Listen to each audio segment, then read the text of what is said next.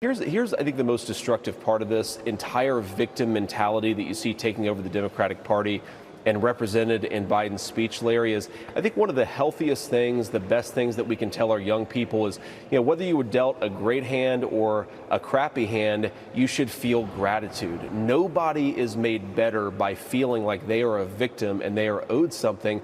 We got to tell people to be thankful for what they have, whatever it is they ultimately got.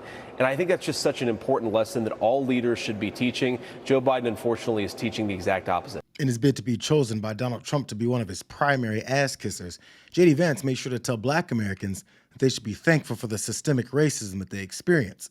Showing your bigotry works when trying to appeal to this guy. And so does Mershon, Lowesby. The judge hates Donald Trump. Just take a look. Take a look at him. Take a look at where he comes from. The judge in Trump's criminal trial that didn't toss him in jail for violating his gag order multiple times was born in Colombia and moved to New York when he was 6 years old. He definitely has issues with judges that immigrated to America, kind of like how his wife and mother immigrated here, but they're not Latino, so in his mind, they're pure. Let me just tell you, I have had horrible rulings. I've been treated very unfairly by this judge. Now, this judge is of Mexican heritage. I'm building a wall, okay? I'm building a wall. I am going to do very well with the Hispanics, the Mexicans, So everybody. no Mexican judge could ever be involved in a case that involves you? He's a member of a society where, very pro-Mexico, and that's fine. It's all fine. But Except that you're calling into question he his should heritage. recuse himself. Jake, I'm building a wall, okay? I'm building a wall. I'm trying to keep business out of Mexico. Mexico's fine. There's nothing... But he's American. He's an American. He's of Mexican heritage, and he's very proud of it, as I am where I come from. Not sure why Trump didn't take J.D. Vance's advice and be thankful for what he has, whether dealt a great hand or a crappy hand, because this victim mentality is devastating the Republican Party. You see how the dismissive narrative is never applied to their constant complaints about things being unfair, simply because Trump didn't get his way 5% of the time, only to blame it on Mexican or Colombian-born judges. They feel that they can minimize the plight of historically oppressed people because they really believe that their generalizations are automatically fact. And then I got indicted a second time, and a third time, and a fourth time. And a lot of people said that that's why the black people like me, because they have been hurt so badly and discriminated against.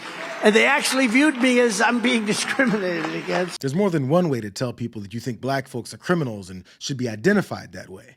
This guy has found a way to normalize his blatant racism and pitch it as a useful trait.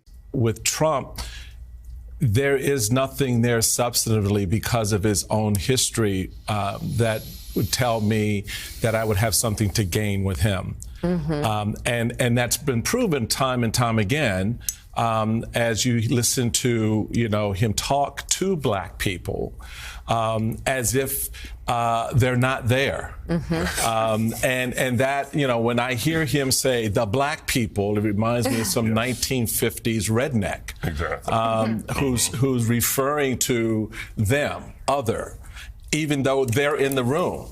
Yeah. When you say that, these lights are so bright that I can only see the black people. Oh my Right, and it's the black population. It's the black population. So there's, the black and I don't want to make too much of it because, it is what it is. It's Donald Trump.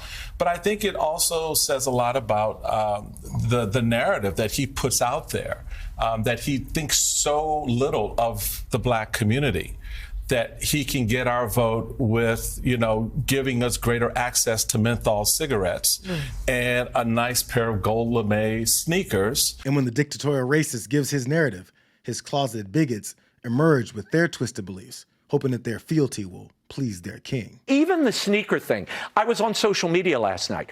Very interesting as you see black support eroding from Joe Biden. This is connecting with black America because they love sneakers. They're into sneakers. They love this is a big deal, certainly in the inner city. So when you have Trump roll out his sneaker line, they're like, wait a minute, this is cool.